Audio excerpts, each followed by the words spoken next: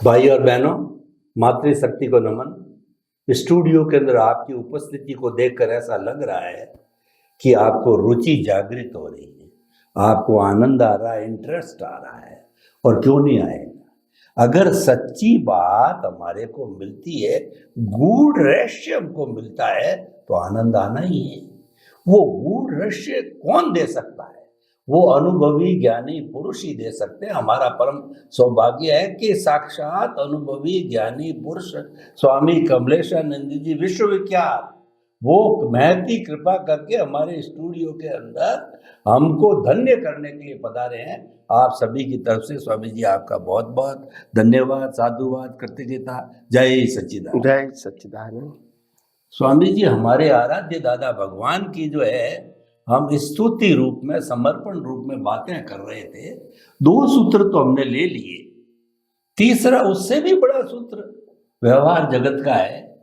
और अगर वह सूत्र व्यक्ति चाहे व्यवहार जगत में ही पालन करे, तो मैं तो मानता हूं कि वो बहुत बड़ा सन्यासी हो सकता है, वैरागी हो सकता है, वो अनासक्त हो सकता है और मुक्ति को भी प्राप्त कर सकता है धीरे धीरे ज्ञान दर्शन को समझ करके। वो है एडजस्ट एवरीवेयर। कितना बड़ा सूत्र है, कितनी बड़ी इंपॉर्टेंस है। तो कृपया इसको खोल करके बताइए कि ये क्या चीज है और एडजस्ट एवरीवेयर कैसे हो सकते हैं, किन परिस्थितियों में हो सकते हैं, हमारी भावनाओं को हमें किस तरीके से नियंत्रण में रखना पड़ता है। थोड़ा इसको विस्तार से कराइए, ताकि कि ये हमारे जो सामान्य दर्शक जो हम जीवन जी रहे हैं, उनको जीवन जीने के लिए एक बड़ी कला मिलेगी हमको। तो कृपया बताइए।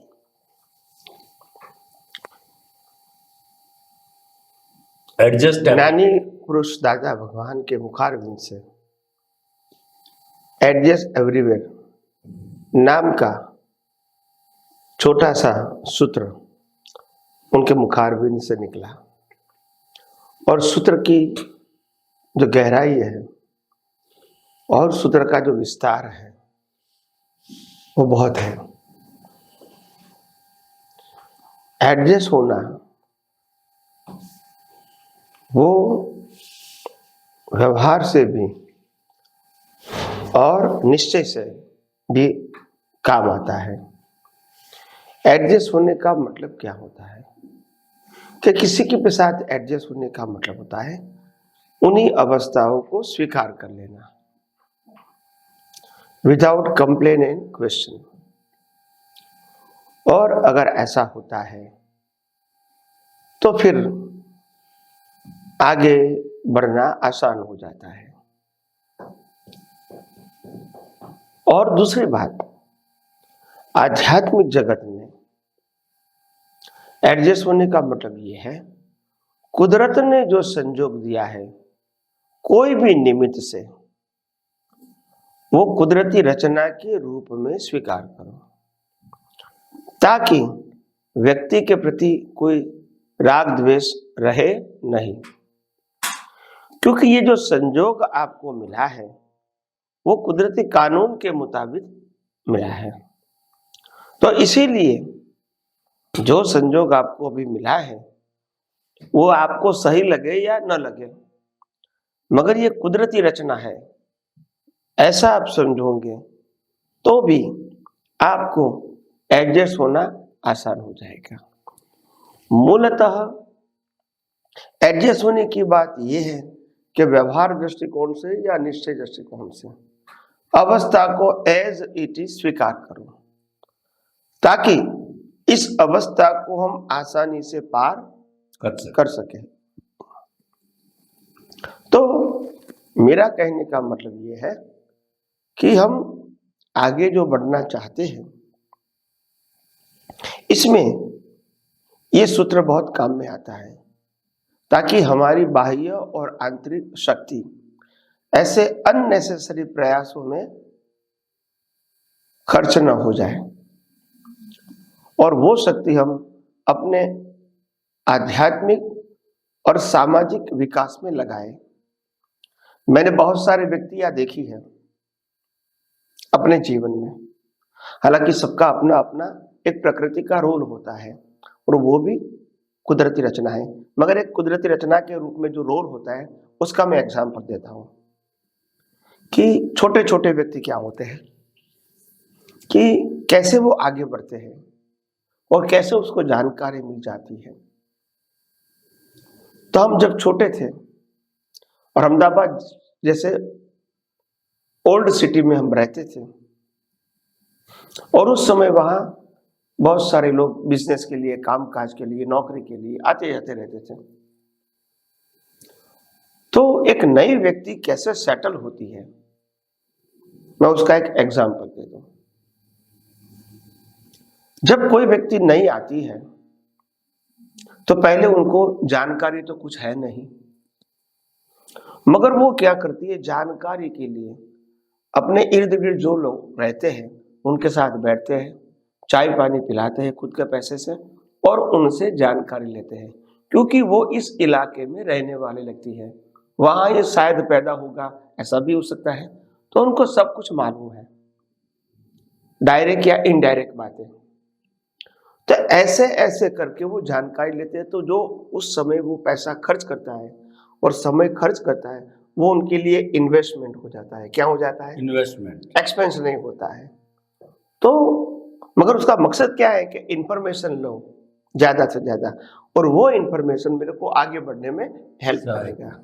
यस, तो इसीलिए आध्यात्म जगत में भी ऐसा ही है कि आपको आगे बढ़ना है तो धीरे धीरे आपको ये विज्ञान चौगरदम से बाय ऑल एंगल्स समझना पड़ेगा। और इसके लिए आगे बढ़ने के लिए छोटी छोटी बातें समझना, इसको उपयोग करना आपके लिए आगे बढ़ने के छोटे छोटे स्टेप हो सकते हैं, मगर वो बहुत जरूरी है, क्योंकि कोई भी महान व्यक्ति छोटे छोटे स्टेप को पास करके ही आगे बढ़ता है। तो इसीलिए एकदम से कोई व्यक्ति महान नहीं होता है। तो हमको भी आध्यात्म के मार्ग में आगे बढ़ने के लिए ऐसे छोटी छोटी बातों को ध्यान में रखना चाहिए, और जहां जहां हमको लगता है कि ये मिसिंग है तो कहां से वो मेरे को जानकारी मिलेगी वो ध्यान रखो। तो आध्यात्म जगत में तो अनुभवी ज्ञानी पुरुष आपको सब कुछ देने के लिए तैयार है, आपको बहुत जगह घूमने की जरूरत नहीं है, मगर बात ये होती है हम उनके शब्दों को डायरेक्ट क्या कर जाते हैं, पी जाते हैं, वो करेक्ट नहीं है। इसको डाइजेस्ट करना है और डाइजेस्ट करके उपयोग के फॉर्म में बनाना है, तभी वो आपको उपयोग में काम आएगा। सीधा सेंटेंस काम में नहीं आएगा, क्योंकि उनके मुखारविंद से जो शब्द निकलते हैं, सेंटेंस निकलते हैं, वो उपयोग करके अनुभव करके निकलता है। तो अनुभव तो बाहर दिखेगा नहीं, आपको तो शब्द दिखेगा, मगर शब्द के पीछे की जो प्रोसेस है वो आपको देखनी चाहिए, वो बहुत इंपॉर्टेंट है। और इसीलिए मैंने कहा कि जो आपको किताबों से या कानों से सुन के जो ज्ञान मिलता है इसको श्रुत ज्ञान कहते हैं। क्या कहते हैं? श्रुत ज्ञान। मगर वो श्रुत ज्ञान को आपको मति ज्ञान में डाइजेस्ट करना पड़ेगा, खुद की मति में, खुद की बुद्धि में, खुद की सोच से उसको डाइजेस्ट करना पड़ेगा। कैसा डाइजेस्ट करना पड़ेगा? Easy to apply. अगर ये नहीं करेंगे तो डायरेक्ट सेंटेंस आपको एप्लीकेशन में काफी हैवी हो जाएगा, और ये चौगरदम से आपको ये जानने की जरूरत है। छोटी छोटी बातें भी, बात छोटी बड़ी नहीं होती है, बात साइंटिफिक एंड अनसाइंटिफिक की है। आप अगर कोई भी बात को रिलेटिव सत्य का सहारा ले लोगे तो आप साइंस से हट जाओगे। आप समझे ना? बिल्कुल। तो इंपॉर्टेंट बात ये नहीं है कि राइट एंड रॉन्ग, इंपॉर्टेंट बात ये है कि मेरी सोच के अंदर, मेरी एप्लीकेशन के अंदर यूनिवर्सल ट्रूथ है या नहीं है। अगर वो नहीं है और बेनिफिट है तो भी काम का अवस्था रह जाए नहीं है, क्योंकि अगर मेरे रिलेटिव बेनिफिट पाने के लिए मैंने साइंस को छोड़ दिया, वही तो अज्ञान है। और वो अज्ञान की जड़ ज्यादा से ज्यादा श्वास चलेंगे तब तक रहेगी, उसके आगे नहीं मगर ये विज्ञान जो है वो तो अवतारों से अवतारों कैरी फॉरवर्ड होगा। तो आपको ये कंपैरिजन समझ में आनी चाहिए कि short benefit and long benefit. तो ये बातें जैसे जैसे समझ में आएगी तो आपको मालूम होगा कि इसकी वैल्यू क्या है। तो जानकारी पाना बहुत इंपॉर्टेंट है और जानकारी को डाइजेस्ट करना एप्लीकेशन के फॉर्म के लेवल में ये बहुत इंपॉर्टेंट है।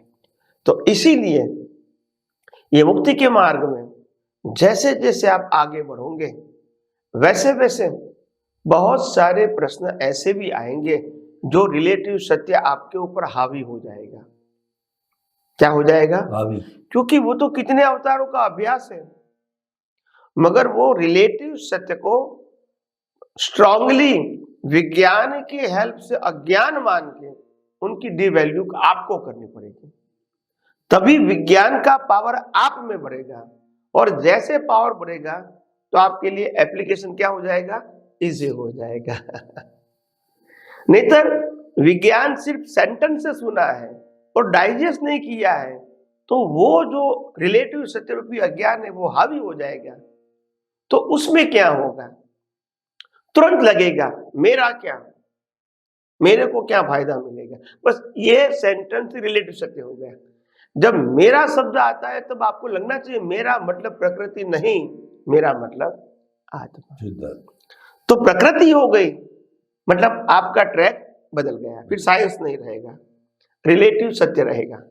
तो इसीलिए ये आध्यात्म के मार्ग में बहुत सारे व्यक्ति ऐसे होते हैं जो बिगिनिंग की जानकारी के बाद स्लिप हो जाते हैं और वो रियल साइंस को नहीं समझते हैं, नहीं पकड़ पाते हैं। हो सकता है आगे जाके एक दो अवतार में कुछ संजोग मिले और वो रियल साइंस समझे। मैंने बार बार कहा है साइंस वो शब्द या क्रिया नहीं है, वो अनुभूति है।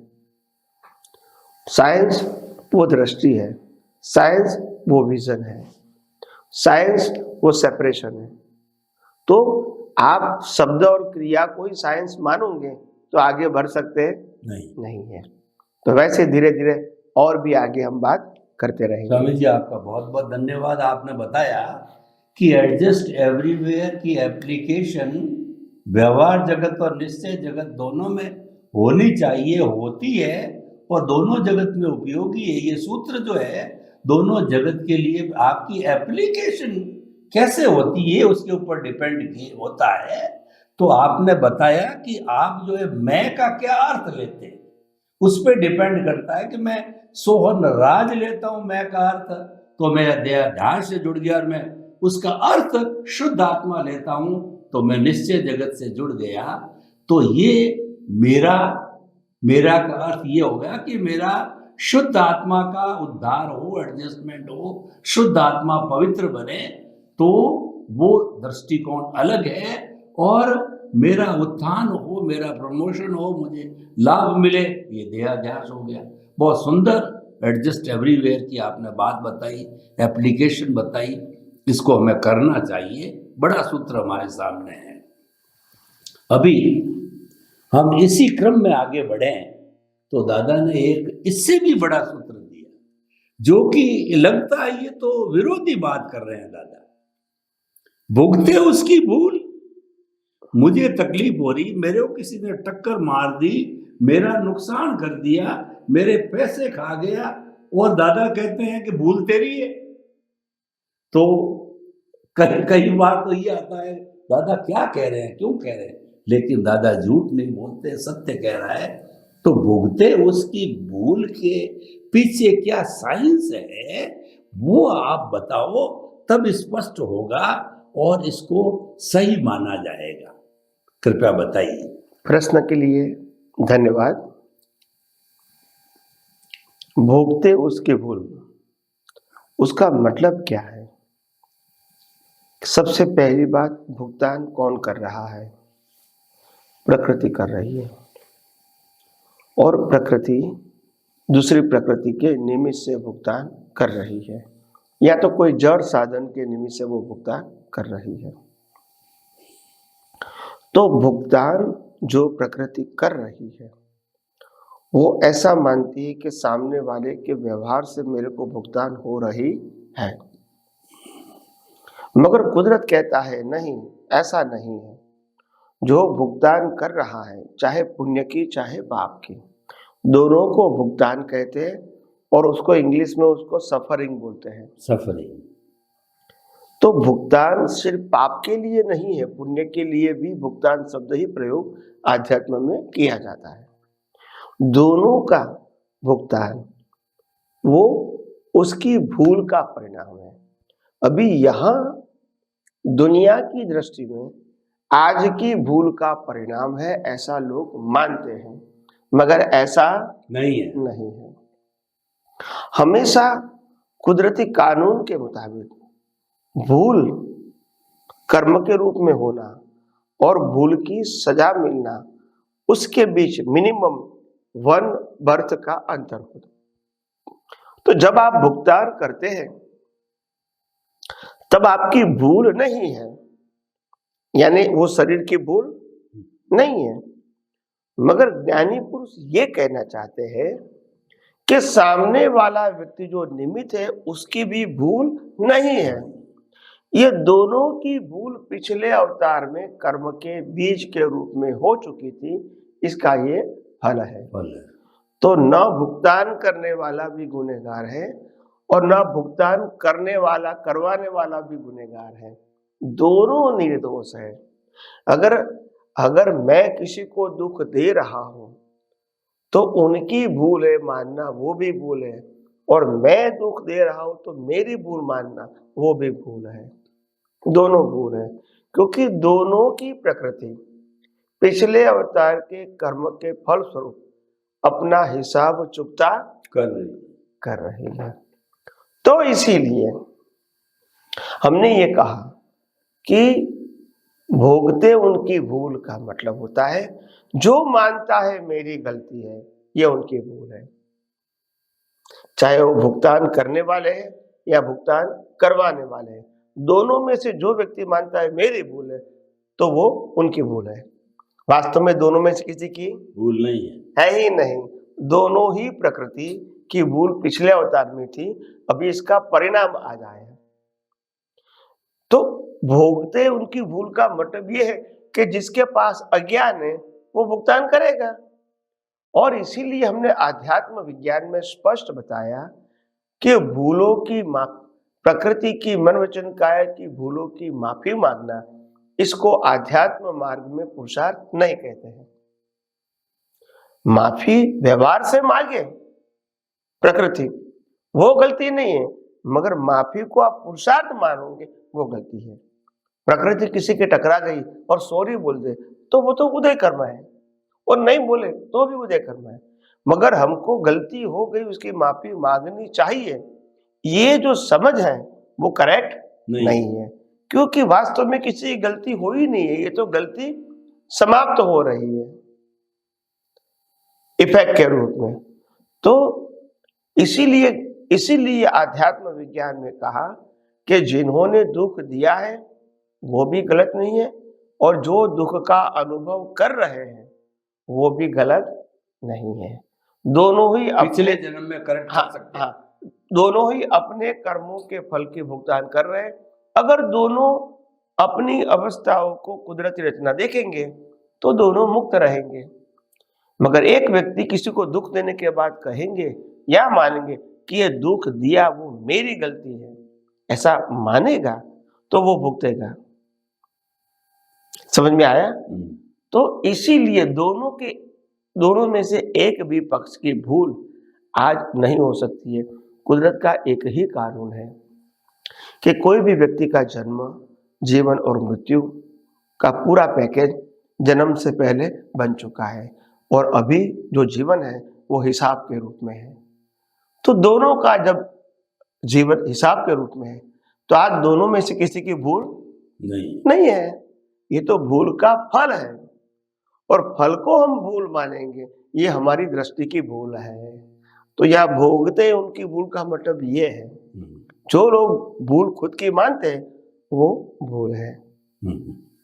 ये कहना चाहते हैं। वास्तव में दोनों की भूल नहीं नहीं है, दोनों में से एक की भी क्यों नहीं है, मगर धर्म में उल्टा है। धर्म में ये कहेगा कि मैं अपनी भूल को स्वीकार करूंगा तो मैं आगे बढ़ूंगा। तो इसीलिए मैंने कहा धर्म भय संज्ञा के ऊपर आधारित है और भय के साथ भीख जुड़ा हुआ है कि मैंने पाप किया, इसकी भुगतान नहीं करनी है तो मैं माफी मांगूंगा तो पाप की भुगतान नहीं होगी और पुण्य की भुगतान होगी, क्योंकि पुण्य की माफी में नहीं मांगता हूं। आप समझे ना, तो ये एंगल ही धर्म है, तो रिलेटिव सत्य हो गया। तो इसीलिए रिलेटिव सत्य में तो ऐसा ही होगा, पुण्य प्रधान होगा और आध्यात्मिक जगत में अज्ञान को मिटाना वो प्रधान है। तो इसीलिए ये अंतर तो रहेगा ही। तो आइए हम सब आगे और भी आध्यात्म विज्ञान के माध्यम से उसके बारे में बात करते रहेंगे। धन्यवाद। थोड़ा सा समय बचा है स्वामी जी, एक 5वां सूत्र भी ले लेता हूँ 2 मिनट के टाइम के लिए। हुआ सो न्याय, ये दादा ने कहा, ये क्या अर्थ है और कैसे न्याय होता है, इसका थोड़ा सा और आज स्पष्टीकरण कर दें। हुआ सो न्याय, हुआ सो न्याय का मतलब क्या है कि जो हो रहा है वो न्याय स्वरूप ही है। हम उसमें न्याय खोजने की जरूरत नहीं है। कुदरत ने हमारे पिछले अवतार के कर्म के फलस्वरूप ये अवस्था दिया है। अभी ये अवस्था को टीका टिप्पणी करना, कोई भी एंगल से एक्सेप्ट न करना, यही हमारी अज्ञानता है। क्योंकि आप आज इसको टैली करने जाओगे तो टैली होगा नहीं, ये तो पिछले अवतार के कर्मों का फल है। तो इसीलिए तो जो हुआ सो न्याय का मतलब जो हो रहा है वही तो न्याय है। उसमें हमको और ज्यादा बुद्धि लगाने की जरूरत नहीं है। कुदरती रचना देखकर स्वीकार कर लो, यही आपका परमानेंट सॉल्यूशन है। और अगर आप इसमें ब्लेम और क्लेम करोगे तो वही मिस्टेक फिर कैरी फॉरवर्ड हो जाएगी। तो इसीलिए स्वीकार करना ही आध्यात्म है। और हम स्वीकार करने में क्या मानते थे कि पुण्य का स्वीकार करो और पाप का स्वीकार नहीं करो, बस ये धर्म हो गया। पाप पुण्य दोनों का स्वीकार करो, दोनों कुदरती रचना है और दोनों हमारे लिए बंधन रूप है। तो जैसे जैसे समझ में आ गया तो आध्यात्म विज्ञान में और भी आगे आप बढ़ सकते हो। स्वामी जी आपका बहुत बहुत धन्यवाद। जो कुछ भी हमारे सामने घटित हो जाता है वो हमारा कर्म फल है, उसको कुदरती रचना मानोगे। कुदरती रचना मानना हुआ सो न्याय है। बहुत इसकी सुंदर स्पष्टीकरण व्याख्या है। जय सच्चिदानंद। जय सच्चिदानंद। जय सच्चिदानंद।